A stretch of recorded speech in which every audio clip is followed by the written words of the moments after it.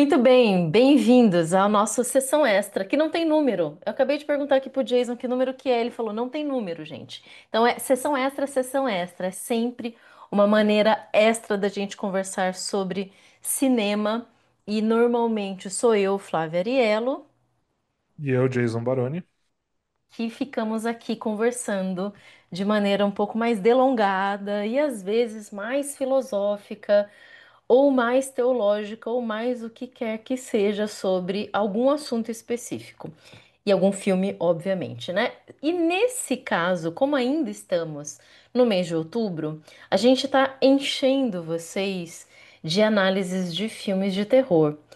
E tinha um filme que eu e o Jason nos apaixonamos quando saiu. E eu tive uma história engraçada com esse filme que eu já vou contar. Mas a gente ficou apaixonado pelo filme. E quando a gente assistiu, falamos: bom, a gente precisa falar sobre isso no cinematografia. E nunca dava tempo. E agora a gente conseguiu. E finalmente vamos falar sobre A Hora do Mal. Que na verdade é melhor chamar de Weapons, né, Jason? Exatamente. Eu vou chamar de Weapons porque eu acho um nome mais chique. Eu adoro a palavra weapon em inglês, acho a pronúncia dela maravilhosa. E quando você compara com A Hora do Mal, né, faz com que esse filme pareça qualquer coisa de terror. E não é qualquer coisa de terror, muito pelo contrário. Inclusive, nós passamos pelos 40 anos do deserto para poder gravar esse vídeo, porque a exibição do filme estava muito limitada a dublagem, como a gente já falou em episódios anteriores, né? Então, enfim, houve muitos obstáculos aí, principalmente na frente da Flá, mas quando eu vi o filme, eu falei: olha, dê um jeito de ver esse filme, seja criativa. Só que queira vê-lo em alta resolução, como ele foi concebido e tal, porque é um filmaço. E finalmente chegou a hora, né? Eu tava bem entusiasmado para falar, até porque eu não sou tão fã de filme de terror como você é. Né? É Só verdade. que quando a gente assiste a um filme de terror que rompe com expectativas, até mesmo expectativas comerciais, né, que é o que a gente mais projeta sobre filmes de terror, como falamos bastante no episódio do Exorcista, né, o número 14, que a gente acabou de publicar. Inclusive, acho que tem muito daquele episódio que a gente consegue trazer para cá como um paralelo mesmo, né? Uhum. Não no sentido comparativo, mas como um paralelo de comparação, porque o filme de hoje é um grande filme de fato. Penso que a gente não podia deixar de falar a respeito, né? Então, estamos aqui falando de Weapons. Então, e aí, o Jason já adiantou aqui pra vocês. Gente, eu tive muita dificuldade pra ver esse filme, por quê? O que que acontece? Vocês já devem saber, porque eu falei isso várias vezes, que normalmente eu não leio nada sobre o filme antes de assistir. Só que quando esse filme foi lançado, todo mundo começou a comentar e falar: esse é o melhor filme de terror do ano e etc. E eu não conseguia escapar de muita coisa, as coisas ficavam pipocando nas redes sociais, os amigos comentando. E aí eu falei: bom, eu preciso assistir isso de qualquer maneira. Na cidade, nas duas cidades que eu moro, porque eu me divido entre duas cidades e dois estados, né? Em nenhum dos lugares o filme foi legendado. E eu falei, me recuso. Como vocês já sabem muito bem, eu me recuso a assistir filme que não seja no original, certo? E aí eu fiquei esperando e a coisa não. Até que lá em Maringá foi pro cinema e tava legendado. Falei, beleza, agora chegou o momento. E quando isso aconteceu, no dia eu estava comprando ingresso dentro do cinema. Desapareceu a hora, virou tipo a hora do mal, literalmente. Desapareceu a hora ali do totem onde você vai comprar. Falei, bom, deve ser um erro, eu vou até onde tem a pessoa ali vendendo, que coisa mais arcaica, né? Comprar direto com a pessoa, mas vamos lá. A pessoa disse, a gente teve que tirar essa sessão. Tá, o que que aconteceu? Ah, a sala está inutilizada. Mas não é possível, passa para outra sala. Não, não vai ter sessão do filme. E aí, no dia seguinte, eu descobri que o teto do cinema tinha desabado. Então, assim, foi uma sucessão de problemas para assistir esse filme que foi deixando ele, para mim, cada vez mais inacessível. E, obviamente, que as coisas inacessíveis se tornam muito mais legais, né? E, depois de tudo, eu só consegui assistir no streaming, né? Infelizmente, eu não consegui assistir esse filme legendado no cinema. Mas estava em boa qualidade, deu tudo certo, e vou dizer para vocês. que de fato foi uma grata surpresa. Eu poderia ter ter chegado ali e ter tido um anticlímax, mas não foi o que aconteceu. Então eu fiquei muito feliz de ter finalmente assistido esse filme. E aí, Jason, como É, é que foi você? você falou que a gente analisa os filmes aqui no Sessão Extra com maior profundidade filosófica, né? Hum, Até de um ponto de vista religioso, muitas vezes. hum, E eu queria muito que você visse esse filme porque ele tem tudo isso, né? Ele tem filosofia, ele tem religião, ele tem muito de arte. uhum, Música também, né, um fator muito importante nesse filme aqui, e principalmente um contexto social muito específico dos Estados Unidos, que eu achei de uma coragem imensa, porque não é um problema tão recente, o que a gente vai falar a respeito, que dá o nome para o filme, inclusive, o nome uhum, original, Armas, Weapons, mas que recentemente, por uma série de circunstâncias, o tema tem ficado mais aflorado nos Estados Unidos, né? Até por conta de política. E quando eu digo política, não estou dizendo nem sobre a gestão da polis, né? A política em si, mas até mesmo a respeito da truculência de uma falta de tolerância política, né? uhum, uhum, Então, esse filme ele consegue ser muito espinhoso se você parar para refletir a respeito do que ele está tentando propor. Se você não para refletir, ele continua um filme muito bom. As coisas só não vão ser tão óbvias, vai ficar muito pairando no ar, isso é completamente normal. A maior parte das pessoas, inclusive penso eu, principalmente fora dos Estados Unidos, não vão se relacionar muito com o tema que ele propõe. Então fica parecendo mais uma fantasia mesmo, né? Como se fosse um mito tratado ao longo de todo o filme ali, e que vai se estender porque esse filme vai ganhar um prólogo. Né, uhum. da história de origem de uma personagem ali. Mas enfim, então ele é um filme que consegue ser muito profundo para quem se propõe a analisá-lo como a gente vai fazer aqui hoje. Então, Jason, você sabe que, assim, como todo filme de terror, e a gente vem falando nisso em todos esses últimos episódios, então hoje é o terceiro episódio que a gente fala sobre filme de terror, e eu, como uma grande entusiasta, já falei isso e vou repetir. Quando a gente analisa filme de terror, tem uma questão que é, poxa, mas isso é um absurdo, isso não acontece, isso tudo é fantasia. A gente pode ir por esse caminho e tá tudo bem. Porque o terror lida com o mítico, com o fabular, ou seja, com as fábulas. E as fábulas eram fábulas de terror lá no início, quando a gente começa a ter as contações de história infantil durante a Idade Média, elas eram histórias tenebrosas, né? Para que as crianças não saíssem de casa, não falassem com estranhos e por aí vai. Mas, obviamente, como eu disse lá com o Exorcista. Nunca é só sobre aquilo que está sendo mostrado, e é exatamente esse o ponto que você traz a partir do título do filme. Então, eu já começo dizendo, em primeiro lugar, que é uma pena que a gente tenha essa tradução horrível, medonha, que é a Hora do Mal, que a gente sabe que assim vende.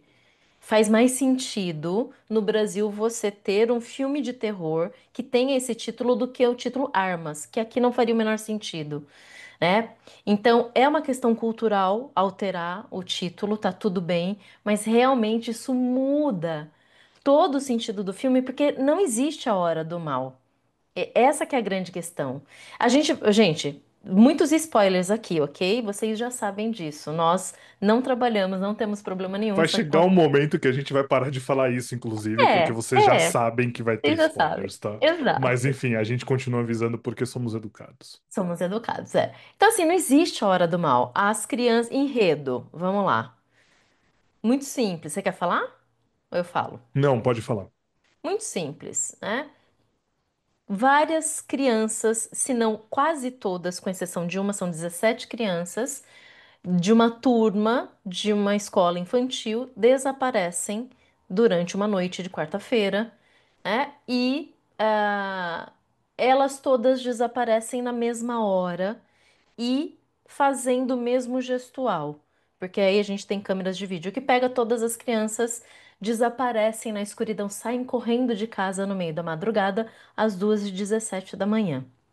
Algumas câmeras pegam então essas crianças saindo correndo para a rua de braços abertos, numa posição de avião, né? e vão embora e desaparecem, ninguém mais vê, ninguém mais sabe, não há registro, não há mais nada. Toda a cidade, principalmente todos os pais dessas crianças, vão, como qualquer pai desesperado, procurar um culpado. E aí, teoricamente, a culpada seria a professora dessas crianças, porque afinal, por que só as crianças da turma daquela professora específica? E a partir daí, então, a gente vai ter a trama sendo desenvolvida, mostrando personagens envolvidos com essa história através de diferentes pontos de vista. Isso é muito importante para a história. Então, a trama é muito simples, né? E aí eu já menciono essa questão da hora, né? Porque você fica procurando a hora do mal por quê? É o momento como a gente tem, Jason. Não sei se você assistiu, já que você não é um grande fã de terror, mas você já ouviu falar no Exorcismo de Emily Rose. Sim. Uhum. Você assistiu? Não, eu tinha muito medo desse filme, porque É pra. ele foi muito promovido na época do lançamento, obviamente, né? E Uhum. dizem que é um dos, se não o exorcista mais gráfico de todos, né? E eu digo pra você, é pra ter medo mesmo. Eu fiquei muitas noites sem dormir depois de assistir esse filme. E por quê? Esse sim poderia chamar a hora do mal. Porque ele tem, num ponto específico, dizendo às 3 da manhã, agora eu não lembro agora se é 3, mas eu acho que é algo do gênero. Às 3 da manhã é a hora que o demônio ia até aquela menina, possuía ela, enfim, então tudo acontecia nesse horário. Faz sentido. Nesse filme, 2 horas e 17 da manhã, não faz porque acontece nessa hora, mas não tem nenhuma justificativa para isso. Não é isso que a gente tem que temer nesse filme. Não é porque a gente vai acordar às 2h17 da manhã que algo de ruim vai acontecer. Então já começa com essa questão em relação ao título do filme, que é somente comercial, né? Mas nada além disso. Uhum. Exato. Assim, eu não tento nem procurar muito sentido mais nisso, porque é um objetivo comercial, como você falou, né? Uhum, Mas esse filme, ele tem diversas nuances artísticas ao longo dele, a começar pelo título, né, naturalmente, mas que eu queria tirar da frente logo porque acho que a gente vai focar muito mais na análise contextual, né, do filme, uhum, na profundidade contextual e tal. Só que ele é um filme com excelentes atuações, incluindo das crianças, né? Aqui uhum, a gente não tem necessariamente uma criança possuída pelo diabo, que vai ser o foco do filme, como é o caso do Exorcista original, uhum, ou então uma criança protagonista com muito tempo de tela, como é o caso do Iluminado, que a gente analisou, mas nós temos uma criança que é o ponto central da história, que é o Alex, né? E nós temos também as outras 16 crianças que participam de toda a dinâmica do filme.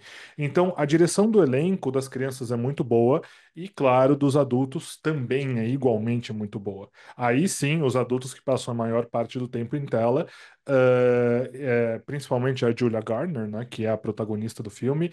Eu só havia visto ela em Um Quarteto Fantástico como a surfista prateado, né? Que é o nome correto do personagem, então eu não sei como se traduziria, porque em inglês não tem gênero, né? Mas enfim. Eu gostei dela lá, mas assim, é um filme de super-herói, então dificilmente vai tirar todo o talento dela ali, né? Pra expor na tela. Só que aqui. É a primeira vez que eu vejo ela, então, num filme onde ela realmente é muito bem dirigida, a personagem é muito bem utilizada e fiquei encantado com a atuação dela, né? E aí, enfim, tem o Josh Brolin também, que é um ator que eu gosto muito. Ele é muito bom em filmes de super-heróis, ele é o Thanos, né? Inclusive o que tem de ator da Marvel nesse filme não está escrito, mas enfim, eu adoro ele. Ele faz uns papéis muito legais, muito interessantes, alguns de terror. E ele é sempre muito bom, mesmo que sempre com o jeito Josh Brolin de ser, né? E eu então eu escolheria aí principalmente esses dois atores para destacar do elenco mesmo. Mas é um elenco, não é um elenco estelar necessariamente, mas é um elenco muito talentoso e muito bem dirigido. Graças a Deus, eu tenho orgulho de dizer que é um filme muito bonito. Né? uhum, Trago isso com muita felicidade porque a gente tem visto filmes de terror que são horrorosos, né, do ponto uhum. de vista artístico, visual, mas a fotografia dele é maravilhosa, é um filme lindo de se assistir, muito bem montado. ao meu ver, bem editado, não é uma perfeição, mas é bem editado, é tudo muito dinâmico, né? E eu destaco também, por fim, da parte técnica, a trilha sonora, que como todo filme de terror é muito importante. Então esse filme, ele me conquista, Flávia, nos primeiros 15 segundos, quando você se toca, talvez nem 15, talvez 5, quando você se toca que o filme começa com a música Beware of Darkness, do meu Beatle favorito, que é o George Harrison, é o Beatle mais sombrio de todos eles, para mim o melhor compositor, o mais talentoso, se é que a gente pode comparar todos eles, mas é o Beatle com a melhor carreira solo, na minha opinião, para mim, né? Uhum, E aí começa com essa concordo. música que é um hino das trevas ao lado de The Sound of Silence, que virou um meme, infelizmente, mas essa música ela dá o tom sombrio do filme que a gente vai acompanhar até o final. E assim, é tudo muito bem construído. Nossa, a hora que tocou, eu nunca te contei isso e acho que eu nunca mencionei aqui, então já vou deixar muito claro. Eu sou Beatlemaníaca desde os 10 anos de idade. Eu tenho tatuagem dos Beatles. Gente, que coisa, né? Eu tenho. Eu gosto demais, é um negócio que me acompanha, né? Meu pai sempre gostou, então acho que eu comecei a ouvir por conta dele e a coisa continuou. E eu também fico ali entre o George e o Paul, né? Quando eu era mais nova, eu gostava mais do John, depois passou. Depois eu vi que o John era um babaca, mas tudo bem, a gente não vai entrar nesse mérito, né? De qualquer maneira, quando tocou, eu falei, meu Deus. Que coisa linda essa música aqui. E ela toca principalmente na cena que as crianças estão correndo. Uhum, Então, é de uma poesia aquilo, aquelas crianças correndo. E assim, para quem não viu o filme, cenicamente é muito bonito, porque as crianças saem de casa correndo e tá em câmera lenta, e a gente vê elas como se elas estivessem realmente brincando de aviãozinho. Então, é algo que, com essa música, se você não souber a letra e tal, a melodia é melancólica, é bonita. Então, parece que realmente é uma brincadeira leve que está acontecendo. Parece que o peso do que vai ser narrado em seguida não está presente ali. Mas eu acho que isso dá muito o tom do filme também, porque eu fiquei pensando o seguinte: esse é o terceiro filme de terror que a gente fala, e é o terceiro filme de terror com criança. Ou seja, nós escolhemos três filmes aqui em que terror e criança andam juntos, mas isso, veja, não foi uma escolha nossa deliberada, é porque realmente essa é uma fórmula de sucesso. uhum, Crianças e terror andam muito junto. E por quê? Isso, querendo ou não, tá ligado ao medo ancestral de qualquer pai, qualquer mãe e qualquer professora ou professor que algo de mal aconteça aos seus filhos, né? Não tem nada pior na existência de uma pessoa do que perder um filho. E nesse caso aqui, são 17 pais que vão perder os seus filhos numa situação completamente aleatória, misteriosa. Ninguém sabe se eles foram sequestrados, se eles foram abduzidos, se eles morreram, o que que aconteceu. Então é um negócio muito desesperador. É diferente, veja, com o Iluminado nem tanto. Com o Exorcista a gente vê uma mãe desesperada. No Iluminado também tem uma mãe desesperada, mas é pela uhum. situação toda, não só em relação à criança. Mas no Exorcista a gente já tem isso. Aqui isso é elevado à última potência, porque é uma cidade que vê essas crianças desaparecerem assim, né? Literalmente com estalar de dedos, literalmente com estalar de dedos, né? Então, assim, olhando para isso tudo, a música ela entra em contraposição com toda essa melancolia e, claro, com a violência, porque é um filme violento. São poucas cenas, mas as cenas violentas que estão ali presentes, elas são devastadoras. É um negócio que aqui, assim, é naquele momento que você fala, meu Deus, por que que eu tô assistindo isso aqui? Né? Mas depois as coisas se acalmam um pouco e dá para continuar tranquilamente. Então, assim, realmente a trilha sonora dá o tom do que é o filme, a beleza que esse filme trabalha, né? Tudo isso é muito bem construído também com o fato de que a direção, ela é quase que uma direção documental, né? Hum. Então, não é a intenção do filme parecer um documentário como o REC, eu esqueci qual que é a tradução do REC, Wreck? REC, que eu tô chamando pelo nome original, né? Que é aquele filme de zumbis que Ah, zumbis é, invadem um hotel e aí você tem uma jornalista ali vendo tudo. é alguma coisa de extermínio. Eu não me lembro. É do George Romero que você tá falando? Ah, sei lá, ou argentino. É. É um filme argentino, né? Sabe Não, qual é? não, então não é o mesmo que eu tô Da pensando. jornalista que fica presa dentro de um hotel com uma Ah, equipe de filmagem. É que é Ah, REC. é. R-E-C. É Tem a REC. brasileirado, né? É. Então, não é, Uhum. essa não é a proposta do filme, mas Hum. as cenas de violência, elas são documentadas, é isso que é interessante, né? Uhum. Esteticamente, eu quero dizer. Então, assim, tudo parece muito vivo, muito real, sabe? Porque o conflito é um conflito real. Então, em momento algum, você vendo o filme, você para e pensa, nossa, estou assistindo a uma fantasia. Não, é Hum. tudo muito realista, né? Apesar da fantasia cinematográfica. Olha, isso é uma das coisas mais interessantes nesse filme, porque o filme abre com uma narração de uma criança dizendo: a Uhum, história que eu vou contar pra vocês é uma história verdadeira. Gente, isso é sensacional. Porque veja, conforme o filme vai acontecendo, você fala assim: claro que isso não é verdadeiro, tudo bem. Só que aí que tá, é verdadeiro. Por quê? Porque a gente tá lidando no campo do terror que vai lidar com toda a simbologia, com toda a mítica, como eu já disse. E a partir disso, pode não ser exatamente do jeito que as coisas aconteceram, mas todos os dias crianças morrem, todos os dias coisas tenebrosas acontecem. E aí eu acho que é onde você quer chegar no título original, né, Jason, em relação ao é. Orphans. Por que que você acha que o título é esse? Qual é a lógica? Eu vou para chegar lá, eu vou puxar o que você falou, tá? Primeiro Tá. que a questão da música, ela é interessante, porque a contradição que a Flávia explicou para vocês, ela deixa explícita uma coisa com relação à letra da música, porque a Hum. letra da música, apesar da melancolia, da tranquilidade, ela fala justamente o seguinte: prepare-se, porque as sombras vão chegar. Né? Então, se você conhece a letra da música, você sabe que vai dar alguma merda, né?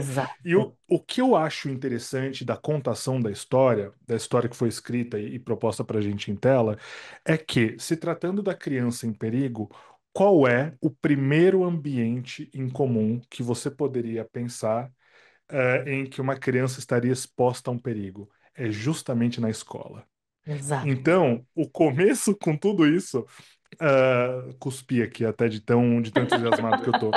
O começo de tão, como se diz, de tão bem amarrado, Quase didático, né? quase didático, literalmente didático nesse sentido, ele te prepara para aquele cenário que é o cenário de maior terror principalmente para o americano, que é a escola. Então, quando as Uhum. crianças começam a sumir Uhum. do nada, assim, né, a partir dessa cena, e aí você vai entendendo o contexto, porque você começa o filme pensando que é uma brincadeira ali.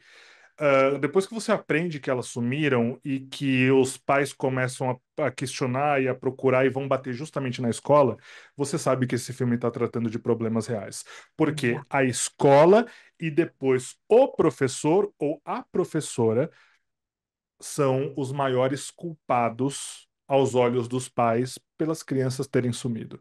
Então Uhum. começa toda uma perseguição contra a professora, o que Uhum. é interessantíssimo, porque nós estamos vendo um retrato da realidade. É justamente isso que acontece. E E- aí, pode falar, desculpa. não, eu ia amarrar com relação ao título. Pode Amarra. falar Não, você. amarra. Não, pode amarrar porque eu acho que eu vou mudar. Eu vou mudar Tá. para a figura da professora. Então, se tratando de um contexto norte-americano, de uma escola onde crianças somem, não são vistas, eventualmente são dadas como mortas, né? Você tem aí justamente diversos elementos que compõem o maior medo do americano hoje, que são os tiroteios dentro das escolas, né? Exato. Não é à toa que você tem um momento do filme que deixou muita gente confusa porque ninguém entendeu. Tem gente que acha isso gratuito demais, que é o quê? O Josh Brolin, ele tá procurando o filho dele com a professora que é a Julia Garner, a Justine. Justine, hein? Que nome. Ah, e o nome dele é Archer, né? Arqueiro, inclusive. Que é quase que um atirador, né? Mas não é um atirador. É, mas assim, eles estão procurando as crianças ali, ele olha para a direção da escola e vê não é um fuzil, é um fuzil? É um fuzil, é um fuzil. Um fuzil enorme flutuando em cima da escola. O que é esse fuzil? Esse fuzil é justamente o medo de ter um filho assassinado por uma arma de fogo dentro da escola. Por isso o nome Weapons, Exato. inclusive. Exato. É uma cena muito. É a hora que ele tá tendo um pesadelo, né, Jason? Ele tem um pesadelo Uhum. muito vivo, muito rico, e termina de uma maneira que é de arrepiar, só de lembrar que ele vai abraçar o filho dele, e, né, a coisa desaba ali, né? É muito triste. E essa cena, ela é icônica porque você vê essa arma pairando sobre a escola durante a noite e ali tá a hora, né? 2h17, que é a hora que aconteceu. Mas isso por quê? Eu acho que se a gente levar isso para esse caminho mesmo, desse medo ah, coletivo nos Estados Unidos, muito real, dos tiroteios, é porque em dado momento, né, as coisas acontecem em determinada hora. Uma criança morre em tal hora durante um tiroteio ali. E isso, obviamente, fica marcado, vai para os registros. Então, é aí que eu acho que entra, né? Obviamente, o roteiro pontuar a hora exata em que isso acontece. E a hora exata em que todas as crianças desaparecem ao mesmo tempo e que poderia, num tiroteio, todas as crianças morrerem ao mesmo tempo. Então, isso é realmente muito efetivo, né? E para você não mostrar isso de uma maneira é, muito óbvia, você recorre ao campo simbólico. Mas nesse caso tá bem óbvio também, né? Porque, poxa, o que que é uma arma pairando, né, sobre uma escola? E E 2 e aí 17, né? São o Archer e a Justine e as crianças sumidas. ah, 2 e 17, né? verdade, verdade. Nossa, verdade, eu não tinha pensado sobre isso. Caramba, né? É fato. Depois a gente se esforça para procurar algum capítulo 2 versículo 17 na Bíblia para ver o que que a gente acha, tá? Olha, boa sorte em vasculhar a Bíblia procurando por isso, ok? Com certeza tem, com certeza alguém já fez isso na Exatamente. internet, né? Mas aí que tá. Tem outra coisa muito interessante que eu li antes de passar para personagem da Julia Gardner. Aliás, eu amo a Julia Gardner. E eu amo ela desde Ozark. Você não assistiu Ozark? Não. Ai, Jason, que série sensacional. Ela é muito boa, mas é muito boa. Então, assim, é uma baita de uma atriz, né? E fazendo algumas pesquisas em relação a esse filme, eu achei um dado muito interessante que faz muito sentido. Para além dessa questão dos tiroteios americanos, tem também a referência que o diretor disse que usou. Aliás, não falamos o nome do diretor, é Zack Krieger, né? Eu não assisti o filme anterior dele, que é muito bem comentado também, que é Noites Brutais, que ele fez em 2022. Mas ele é super novinho, é ator também. E ele diz que teve algumas inspirações para fazer esse filme, em que vão, para quem conhece um pouquinho de cinema, vai ficando evidente. Uma delas é ter escolhido a questão de fazer em capítulos, né? Então cada personagem ganha um capítulo em si e cada capítulo tem um ponto de vista, ou seja, um point of view do que aconteceu, o que é muito interessante também e que para mim remete a um método Rashomon que a gente tem de várias versões a partir do mesmo acontecimento. Mas, enfim, uma das referências que ele propõe aqui é que ele diz ter se inspirado naquela fotografia icônica da Guerra do Vietnã, da menina vietnamita correndo de braços abertos, sendo queimada pelo napalm. Faz todo sentido ele ter colocado isso, porque veja, as crianças correndo em formato de avião lembra uma brincadeira, mas aquela menina na foto correndo com os braços abertos no meio de uma guerra, tendo Uhum. todo o corpo queimado, é outro esquema. A gente vai para outro lugar quando a gente pensa nessa referência. É uma baita de uma referência forte em relação à guerra, em relação à destruição, em relação ao sofrimento infantil, né? Dentro desse aspecto também. Agora, também, por que que ele usa a questão de capítulos? Em princípio, me refere logo de cara às fábulas. É quando você pega os livros infantis, as histórias infantis, que você vai ter tudo dividido por capítulos. Mas ele disse em entrevista que ele se inspirou no Paul Thomas Anderson no filme Magnolia, que é um dos meus filmes favoritos também, em que vai sendo apresentado cada um dos personagens dentro da trama para depois você conseguir juntar todas as coisas. Aliás, tem muitas referências nesse filme aqui. Tem algumas cenas específicas que ele recria a cena do Jack Nicholson com a cara Uhum. na porta, lá no final, né? A gente vai ter essa cena feita duas vezes, por dois momentos e com o mesmo enquadramento que o Kubrick faz. Então, assim, referências ao universo do terror são muitas. Tem referência a Pulp Fiction, tem referência ao Romero, como eu disse aqui, né? A filmes de zumbi, apesar de não ser um filme de zumbi. Quer dizer, depende. Até pode ser um filme de zumbi se a gente pensar, né? Sim. Enfim, tô divagando um pouco porque tem muita coisa para falar. Mas algo importante aqui, deixa eu ver. Ah, a Julia Gardner, né? Então, quando todo o problema recai sobre essa professora, o que que normalmente a gente esperaria de um filme americano, hollywoodiano, o que quer que fosse? Que vão atrás dessa professora e que ela vai ser um doce de pessoa, que ela vai ser maravilhosa, que ela vai ser uma princesa que cuida das crianças e que onde já se viu pensar mal dessa pessoa. Mas a gente tem exatamente o oposto. Essa é uma personagem extremamente complexa e que não esconde as suas complexidades. Ela é alcoólatra, Uhum. né? Ela tem caso com um homem casado.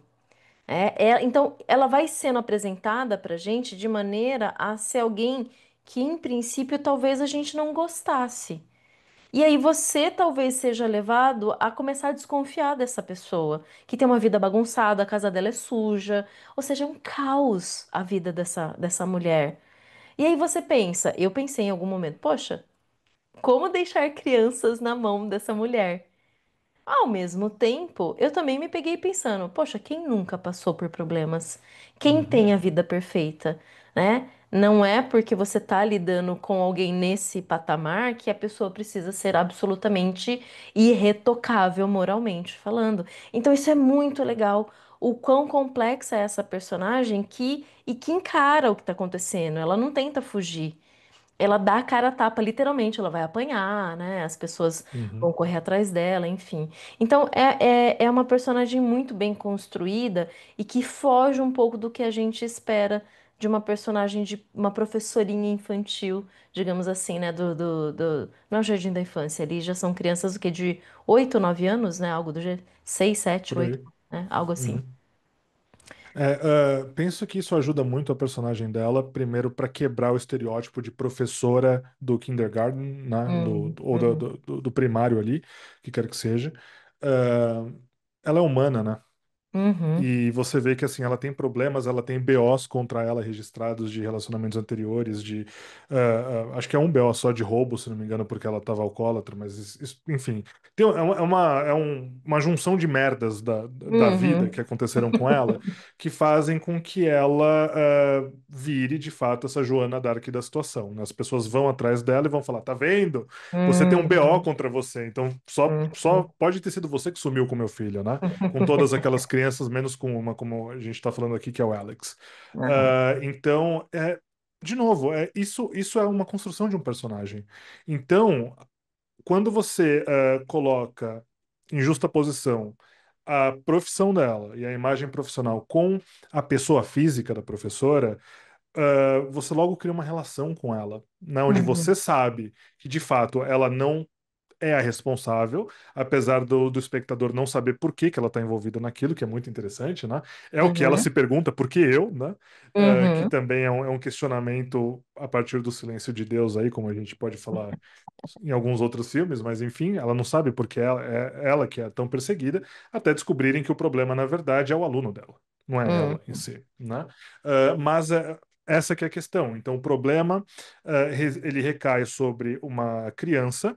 Porém, ela, como professora, acaba sendo a responsabilizada. né? Não é nem Uhum. responsável, é responsabilizada pela sociedade dessa pequena cidade norte-americana.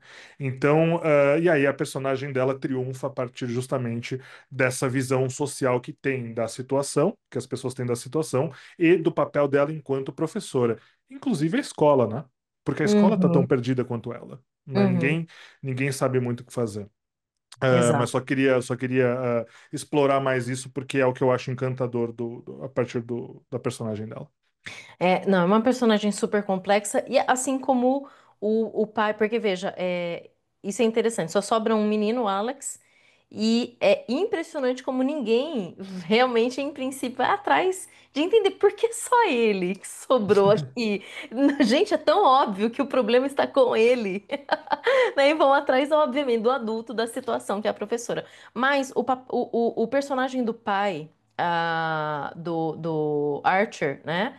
É muito interessante também porque a gente também aprofunda nos medos, nas inseguranças, nos problemas dele, no relacionamento dele com o filho que não estava tão legal, mas ele vai mover mundos e fundos para conseguir achar onde está esse menino, ele vai formulando teorias malucas, ele vai atrás da professora, ele é o primeiro a ir atrás da professora, a questioná-la, a pichar o carro dela, né? E depois, obviamente, em algum momento, esses caminhos vão se cruzar e eles vão começar a ir juntos atrás do que está acontecendo. Só que eu queria ressaltar uma coisa muito importante aqui que eu acho que é fundamental em filme de terror, que é o humor. Uhum. Existem cenas nesse filme, e que eu acho que quase todo filme de terror deveria ter cenas de humor, porque você precisa de um respiro no meio de toda esse peso. Olha o tema que a gente está tratando aqui, gente, né? Os temas, né? Pelo amor de Deus, né? Então você precisa ter em algum momento um certo alívio. E esse diretor, assim, eu gostei muito do que ele faz em vários momentos de lidar com as situações de forma bizarramente engraçada, né? Obviamente que não é para você gargalhar, mas existe uma certa leveza em dados momentos que te ajuda a lidar com essa situação, inclusive, né? Então, o humor, eu acho que ele precisa fazer parte. Quem faz isso muito bem é o Jordan Peele, né? Com os filmes, Uhum. principalmente com o Corra, ele faz isso muito bem. Com o Us, nem tanto, mas enfim, ele vem, inclusive, né, da comédia. Agora, vamos falar, acho que sobre a personagem mais fundamental que vai aparecer praticamente no terceiro terço, né? Na última parte do filme, que é a tia Gladys. Uhum. Que personagem sensacional! Que É, coisa escabrosa! não à toa ela vai ganhar um filme só pra ela, né? Ai, mas eu não gostei disso. Eu falei, Eu gente. também não. Por que raios vocês não deixam o filme morrer? Deixe o filme acabar. Por que que tem que ter Uhum. uma prequel, né? Por que que tem um pós? Porque, gente, eu não quis saber. Eu Eu achei a também não. personagem fantástica ali, brilhante e tal. Fecha. Deixa acabar o filme, né? Isso é É, insuportável, ela é né? uma mistura de Terrifier com substância, né? Com a pior parte da substância, né? Eu Depois não que assisti Terrifier, nunca assistirei, não tá provavelmente. perdendo nada. Porque eu acho que é o tipo de terror que realmente não me atrai. Mas Mas que então, ela tem o doses da sua design. infância. Então, o design de personagem dela faz com que ela pareça um slasher, né? Ela é muito caricata. Ela é Ela é caricata muito total. caricata. E ao mesmo tempo, ela é uma caricatura de um slasher. Ela não é um slasher, ela é uma Uma bruxa. mística, né? É, Uma bruxa. bruxa, né? É. É mais do que mística, né? Ela é uma bruxa, na verdade, é verdade. Só que ela tem essa estética de slasher.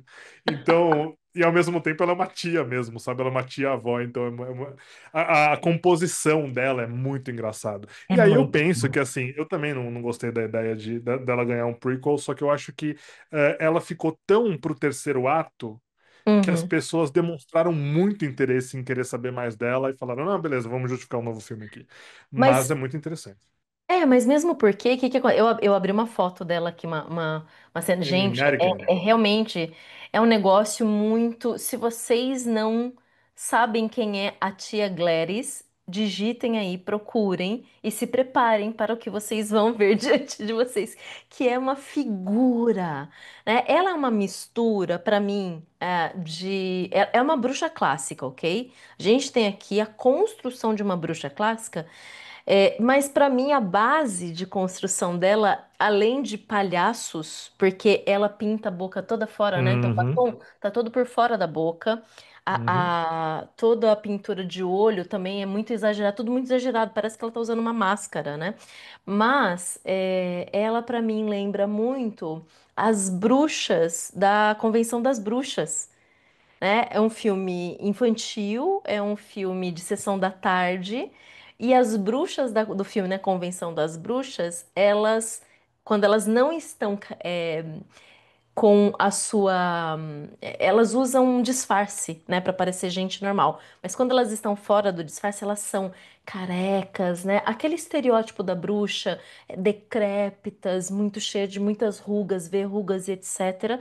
E a tia Gladys é isso, só que sem nenhum disfarce. Ela é isso. O máximo que ela faz é colocar uma peruca. E porque, teoricamente, é isso que caracteriza as bruxas. A gente tem toda uma historiografia sobre bruxas, isso é muito interessante, de relatos da Idade Média que vai dizer, vai categorizar as bruxas. E aí, assim, por exemplo, verruga é um uhum. índice de que uma mulher seria bruxa. Então a gente tem O nariz pontiagudo, né? então Uhum, existem, isso tá lá no Martelo das Bruxas, enfim, que é um livro infame. O que acontece aqui especificamente é que ela é uma bruxa. Ela não só parece. Então, quando ela chega na casa, ela é a tia dos pais do Alex. E quando ela chega na casa porque ela não tem mais ninguém, ela precisa de tratamento e tal, e eles a recebem de braços abertos, gente, é na primeira noite já que a merda acontece. Ela vai dominar os pais, e aqui vem agora a coisa mais interessante desse filme, por que que tudo isso acontece. Então, esse é spoiler máximo. Última vez que a gente avisa, tá bom? Ela faz uma bruxaria para controlar as pessoas como títere. As pessoas viram fantoches. Então, assim, por isso que eu disse, provavelmente isso é um filme de zumbi, é filme de bruxa com zumbi. Porque uhum. essas pessoas se tornam mortos-vivos. Nossa Senhora, como que dá isso? Em zubis... Enzumbizados. Nossa senhora, Enzumbizados, é. Né? Eles não têm estranho. mais vontade própria, eles não conseguem mais se mexer a não ser quando a bruxa permite.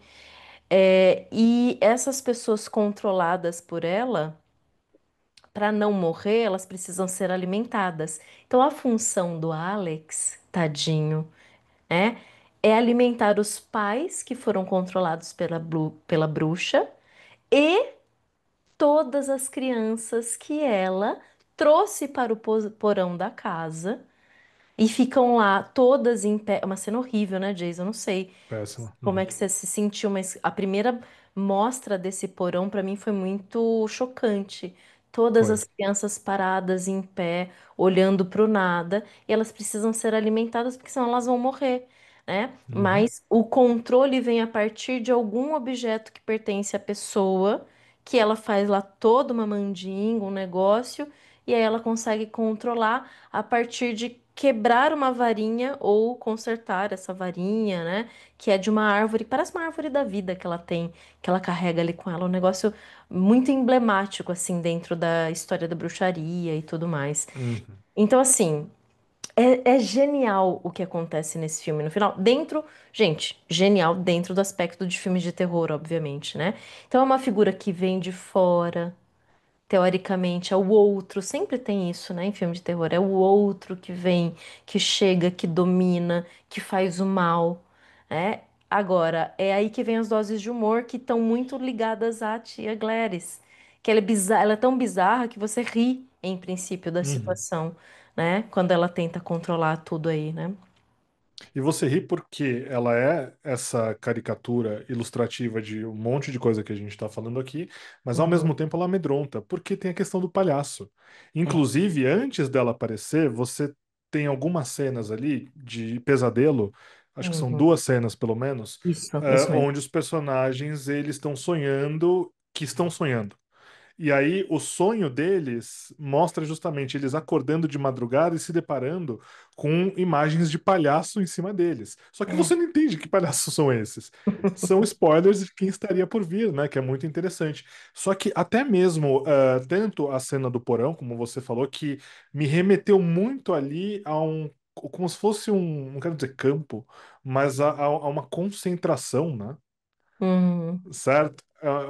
Como se fosse um cativeiro de É, pessoas aprisionadas, né? é. Eh, que é muito impressionante. As cenas dos pesadelos que mostram os palhaços são ultra impressionantes. É inacreditável como você sabe que vai dar alguma merda. Você fica esperando, você Uhum. fala, não, ninguém vai aparecer aqui. E aí basta um corte, basta um movimento de câmera brusco assim, para que num piscar você esteja já grudado na cadeira. E eu acho que o filme ele é muito competente nisso, né? Agora, quando Uhum. você para pensar no que a gente está falando, em que você tem um filme com temas muito sérios, momentos cômicos, personagens que caminham entre o cômico e o horror, né? Entre o horroroso Uhum. e o cômico ali. É difícil elencar filmes que contenham todos esses elementos e que sejam bons ao mesmo tempo, que sejam bonitos, que sejam bem produzidos.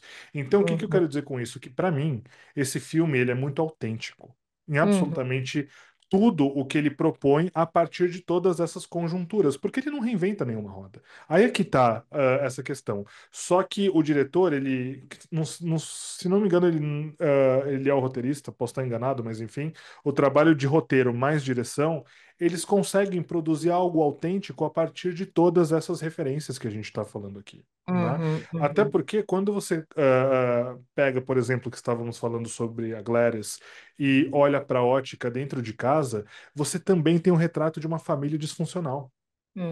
O Sim. retrato de um pai e uma mãe ali que eventualmente podem ter alguma crise de relacionamento, só que eles se amam e aí de repente tudo é corrompido por conta da presença da Gladys ali. Você tem um casal gay também que parece o casal mais perfeito do mundo, mais do que o casal hétero, inclusive, porque é Sim. isso que os gays querem, né? Enquanto os casais héteros se cansam da vida que tem, os gays querem ter a mesma dignidade naturalmente. E aí você vê a felicidade do casal gay sendo corrompida ali pela presença da Gladys também, que é uma sequência hilária e ao mesmo tempo aterrorizante, né? Exato. É exatamente essa sequência que eu pensei quando eu falei do humor. Ela é engraçadíssima e ao mesmo tempo você fala, meu Deus, o que que eu tô vendo? Ela termina da pior maneira possível. É horrível o fim dessa cena. É trágico, né? É medonho, mas é exatamente, você vê aquele casal lindo, fofo, assistindo o filme juntos e fala, nossa, é isso que eu quero da minha vida, eu quero ser como eles, né? E ela chega e ela simplesmente acaba com tudo, é horrível. É medonho o que acontece ali, né? É medonho. Você falou que as crianças ali lembravam um campo, né? Uma coisa de cativeiro, mas me vem à mente um filme clássico de terror chamada, em inglês é Village of the Damned, né? Que seria a Vila dos Amaldiçoados. Tem uma versão dos anos 60, ficou como Aldeia dos Amaldiçoados, e depois em 95 teve uma refilmagem chamada Cidade dos Amaldiçoados, são crianças. Na verdade, elas são como se fossem ETs ou algo do gênero, assim. A gente não tem exatamente uma explicação para isso, mas elas ficam também, andam em bando, ficam todas juntinhas ali. Interessante. Enfim, tem uma questão com isso que provavelmente o diretor puxa, porque tem muita referência boa de conjunto de crianças em filmes de terror dessa maneira. Mas sem dúvida ele está trabalhando aí de outra forma, né? Agora, realmente, é, o quanto se consegue dosar as coisas nesse filme, que eu acho que é o ponto forte. Você Uhum. não tem algo tão grotesco o tempo inteiro, como a substância, por exemplo, né? Você não tem algo completamente tenso e trágico, como a gente tem em Exorcista. Ah, e você consegue inserir cenas belas, né? Uma cinematografia bonita. Se eu não me engano, a fotografia do filme foi feita pelo mesmo fotógrafo do Tudo ao mesmo tempo, Tudo em Todo Lugar ao mesmo tempo agora, né? Filmaço. Que eu só gosto da da cinematografia, literalmente. Eu não gosto desse filme no geral, mas ele é bonito, ele é bem feito. De resto, eu Uhum, acho bem cansativo. Mas, assim, é bonito, né? Então, eu acho que é uma junção de tanta coisa boa.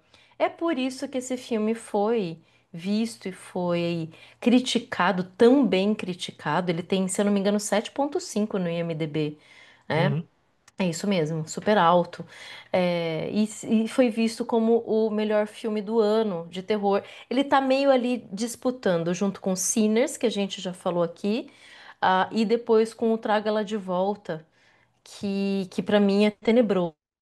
Assim, assisti, eu fiquei muito chocada. Então, para mim, hoje, se falasse assim, bom, desses três, qual você votaria com uma arma na cabeça? Possivelmente seria esse, mais do que Sinners, até como filme de terror, eu tô pensando, né? com uma arma na cabeça, essa que é a É, ideia só, porque do senão eu Sinners. acho que o Sinners e ele tá ali pau a pau, né? Weapons. Eu acho que tem a questão do final do filme que incomodou muita gente, né? O fato. Só que assim, é um incômodo que eu entendo porque pensam assim, mas eu acho que as Uhum, pessoas estão erradas. Não na uhum, avaliação delas, mas na interpretação do final. Porque tem gente que fala, mas o final ele é muito alegre. Pro filme, por exemplo, ou o final ele tem uma violência muito gratuita.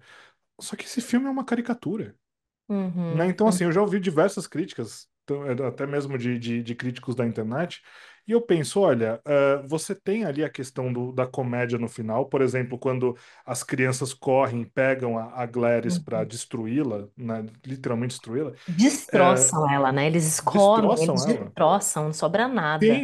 Tem um componente cômico aí. Tem muito. Eu mesmo dei risada, achei Eu engraçadíssimo. também, eu Só que ao também. mesmo tempo, ele é horroroso, né, no sentido de horror. Então parece que há uma certa justiça, só que na Uhum, verdade não há, porque as crianças ficaram sequeladas.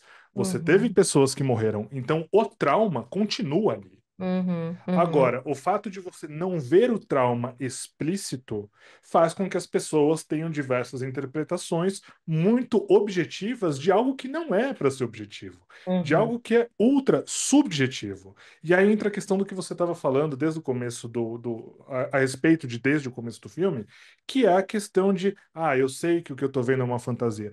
Porra, você está indo para um filme de terror. O uhum, mínimo que você tem que fazer é a suspensão do juízo. Então eu sei que eu não estou vendo algo real. uhum, Passada essa superação, você vai aproveitar o filme do jeito que o filme se propõe. Porque é isso, não tem como você ver esse filme sem entender isso como uma caricatura. A uhum, mesma coisa é o Substância. Aquele filme uhum. também é uma caricatura de tudo. Então, se você pensar, não, mas é fantástico demais, mas aquele final é zoado, tá, mas é uma caricatura. Exato. Mas você sabe, Jason, que é assim, eu ri muito nessa sequência final, porque É é para muito boa. ser boa e hilária. É uma catarse, e Uhum, terror tem que trabalhar com catarse. O vilão se dá mal no final, então talvez seja daí que as pessoas dizem, final feliz, mas realmente não é feliz. Porque ele é violento, ele é trágico, tá todo mundo completamente fora de si, né, de fato. Agora, o riso, eu acho que também é um riso de nervoso que a gente tem, porque você começa a rir porque as crianças vão atrás dela, mas as crianças ainda estão sendo dominadas. sim. E quando termina com com esse destroçamento, esse canibalismo, de uma hora para outra eu parei de rir e falei, caramba, que pesado isso aqui, meu Deus, né? Bateu a moral, né? Nossa, não bate tudo nessa hora. A hora que acaba, você fala, o que eu acabei de assistir aqui, né? E ao mesmo tempo, quando termina literalmente com o Archer abraçando o seu filho, que a bruxa morre e aí as crianças estão livres do domínio. Só que elas ficam vegetais, né? Uhum, Acho que até a narradora diz isso no final. Algumas até conseguem voltar a falar e andar e a comer sozinhas, mas nem todas. E aí aquela criança que ele abraça e leva embora que não responde a nada. E isso uhum. também é um problema real. Muitas Sim, sim. crianças hoje que não conseguem lidar com o mundo real, que não conseguem sobreviver. ao mundo hoje, seja por um motivo ou por outro, seja por conta do excesso de rede social, os problemas da internet, seja por problemas cognitivos, o que quer que seja. Esse tipo de trauma, né? Exato, né? Da- Traumas reais. do que ocorre dentro da escola, da violência Exato. infantil, por exemplo. E isso eu acho encantador, porque o filme ele termina numa nota melancólica, que é justamente isso que você está dizendo. É. Inclusive, a narração, muita gente fala, ah, era o Alex narrando. Não era ele. Não, é uma menina, né? Eu, inclusive, penso que talvez seja uma vítima narrando. Pode ser. Pode ser. Uma vítima que pode ter sobrevivido, que não necessariamente ficou no estado vegetativo, por exemplo, e tal, mas assim, o próprio fato de ser uma narração de uma criança Uhum. contando essa violência toda, é muito simbólico para É. tudo isso que você está dizendo, né? Então, para ilustrar todo esse trauma, toda essa dificuldade, e no fim das contas, que aí é que está a profundidade do filme, é justamente nesses aspectos. No Uhum. fim das contas, a gente tem um filme que termina com famílias dilaceradas, até fisicamente, inclusive, não só do ponto de vista do afeto, né, mas fisicamente, pessoas mortas. Você tem uma professora que não só passou por tudo isso, mas que foi perseguida. Você tem os pais, de um lado, sem saber lidar com o problema, só tendo que enfrentar as consequências, e do outro, filhos que não conseguem nem falar. Né? Uhum. Então, quando a gente faz um paralelo, por exemplo, com a adolescência, que ficou na moda ali quase que no mesmo período desse filme, Uhum. ah, você tem uma clara barreira entre pais e filhos, Uhum. Uhum.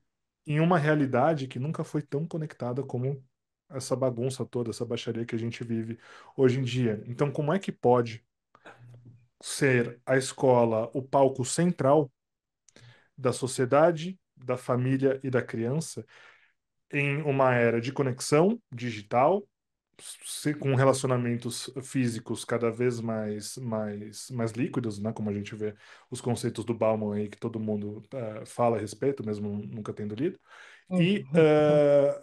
essa distância toda ao mesmo tempo, né? Exato. E olha que louco, né? Como é que a gente pode extrair tudo isso de, entre aspas, só um filme de terror? É, é sensacional, por isso que eu não consigo não levar filme, não deixar de levar filme de terror a sério. Uhum, Faz todo sentido, porque de um jeito ou de outro, é reflexo daquilo que a gente está vivendo no momento, né? E é aquilo que eu falei no Exorcista. É sempre em momentos de crise que os filmes de terror são mais necessários e são mais produzidos, inclusive, que é uma maneira da gente conseguir tentar lidar com determinados traumas e problemas e crises e perdas e tudo mais, o que vem disso, né? E eu acho que esse é um exemplo muito bom, muito bom. É, por conta disso tudo que você acabou de dizer, principalmente, né? Já não conseguiria fazer a mesma coisa com, sei lá, o Traga Ela de Volta. Eu não sei se eu tô falando certo o Traga Ela de Volta, porque Bring Her Back. Bring Her Back, porque, enfim, acho que não ficou traduzido assim, eu tô traduzindo literalmente. Apesar dele falar de luto, e é muito bom, é um filme muito bom pra falar de luto, mas é muito pesado, né? Então é isso, eu acho que o Weapons, de fato, chega a ser. Eu não vou falar que ele é uma obra-prima, mas ele tem excelentes bases e referências para discutir coisas que a gente pode discutir de outra forma que não seja literal, né? Eu acho que Uhum. essa é a função. Se é que dá para dizer função, não gosto de dizer que filme tem função, porque não tem, mas se fosse para escolher uma moral ou uma função, seria essa, né? Se fosse o caso. Eu penso que assim é muito bom pro gênero de terror que a gente esteja discutindo isso a partir de um filme de terror e não um filme de drama, por exemplo, Uhum, ou uhum, então um drama baseado numa história real, que aí é mais fácil ainda de você propor ali uma história e tal. Bom, a gente tá. Você citou três filmes, eu não lembro do Bring Her Back, como ele foi de bilheteria, mas dois dos maiores filmes, como você falou no início desse ano, são filmes de terror, e são filmes de Uhum, terror que trazem problemas reais, são filmes de terror que trazem personagens completamente humanos por detrás, inclusive o Sinners, né, Pecadores, que a gente já gravou a respeito, ele traz um contexto histórico dos Estados Unidos que diz respeito ao Brasil até hoje, né? uhum, uhum, E penso que até pela. Tudo bem que assim, a subjetividade do filme, do agora voltando para o Athens, ela ajuda a fazer com que as pessoas não pensem no filme de uma forma tão reflexiva como o que a gente está propondo aqui. Então, uhum, talvez esse filme seja mais palatável do que deveria ser para muitas pessoas que assistiram, porque esse filme deveria ter gerado muito mais debate acerca dos assuntos que ele mostra e que não são tão difíceis de compreender como o que a gente está falando aqui, uhum, até mesmo a questão das famílias, das vítimas, né? Não só das armas ali nos Estados Unidos, mas que deveriam pautar muitas reflexões. E aí o que a gente vê na internet, até mesmo entre criadores de conteúdo, que o que se debate é se o final é bom ou ruim. Então, eu particularmente, sempre, como falei para vocês aqui, faço a suspensão do juízo, não importa o quão idiota seja um filme, eu tento tirar algum proveito dele, porque eu não julgo que o filme poderia ser, ou que o filme deixou de ser. Eu julgo o filme pelo que ele é, né? E claro, julgando nesse sentido, não do ponto de vista crítico, mas do ponto de vista de quem está analisando o que aquelas pessoas que trabalharam naquela obra quiseram propor com ela. E eu uhum, penso que a partir do momento que você se despe dessas obrigações de internet, dessas obrigações de crítico de filme, de ter opinião sobre tudo, e se concentra na mensagem do que o filme quer dizer, na comunicação dele. Às vezes você até interpreta algo que nunca foi a intenção do autor, que só você enxergou, mas que pelo menos te fez pensar, é o que propõe o brilho daquela obra. Né? uhum. Eu estava até hoje na hora do almoço pensando que o Fê estava falando, ele já estava pronto para falar mal do Corvo, por exemplo. E eu aqui, me segurando na gravação anterior para defender o Corvo, né? Aliás, filme de terror tá na minha câmera hoje, né? Mas enfim. E eu me segurando, falei, não, eu vou defender o Corvo, porque esse filme, por pior que seja, toda a questão fantástica dele, ele tem o que dizer, né? Esse filme tem Uhum. o que dizer. E, enfim, então esse filme, o Weapons, ele tá disponível agora em streaming, como a gente falou, ele tá disponível para compra e, sem dúvida nenhuma, é um filmaço para você que gosta de filme de terror e que se propõe a pensar o filme de uma forma mais aprofundada. Muito bom. Eu acho que é isso, né? Bom, falamos aí um bom tempo sobre esse filme e vale a pena, pessoal. Principalmente assim, quem gosta de filme de terror, esse filme é obrigatório. Quem não gosta, dê uma chance. Feche os olhos a hora que você julgar necessário. Beleza? Bom, acho que é isso então, gente. Até a próxima. E feliz Halloween. A gente pode desejar feliz Halloween, porque esse episódio está indo ao ar exatamente dia 31 de outubro. Então, feliz Dia das Bruxas, feliz Dia do Saci. Para você que é do Saci, aproveite, vista suas fantasias e vá curtir, né? Só não faça nenhuma besteira. Tchau.